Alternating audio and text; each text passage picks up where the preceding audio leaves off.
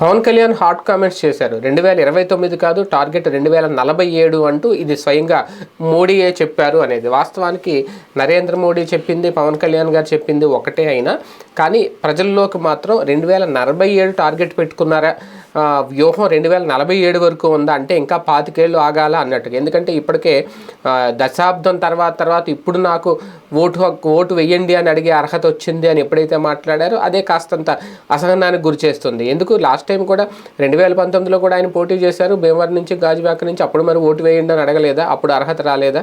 ఇప్పుడు అర్హత వచ్చిందంటే 10 ఏళ్ళు పడుతుందా ఓటు వేయండి అని ఒక నాయకుడికి అడగడానికి అర్హతకి?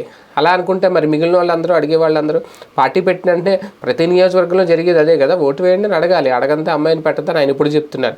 అది ఎప్పటి నుంచో ఉన్న సామెత, కొత్తగా 10 ఏళ్ళ తర్వాతే అడగంది అమ్మాయినా పెట్టదనేది లేదు కదా. ఇప్పుడు ఆ కాన్సెప్ట్ మళ్ళీ 2047 అనేది అంటే ఇప్పటికే ఓకే, ఆయన విజన్ వేరు, నరేంద్ర మోడీ గారి విజన్ ఒక రకంగా అప్పటికి మొత్తం దేశాన్నే మార్చేయాలి, అప్పుడు రాబోయే తరాలకు, అప్పుడు భవిష్యత్తు తరాలకు ఒక పూర్తి అభివృద్ధి చెందిన దేశాన్ని అందజేయాలనే లక్ష్యం ఆయన పెట్టుకున్నారు అనేది. మరి పవన్ కళ్యాణ్ గారేమో మోడీ గారు కూడా చెప్పారు 2047 2029 గురించి ఆలోచించట్లేదు అంటే జన సైనికుల్లో మళ్ళీ అదొక అయోమయం. అంటే మనకి ఇంకెప్పట్లో అధికారం వద్దనే, ఎప్పుడు ఎవరొకరు పల్లకీలు మోసుకుంటూ ముందుకు వెళ్ళాలని, అంటే కొంచెం కాంట్రడక్షన్ వర్డ్స్ అనమాట అవి.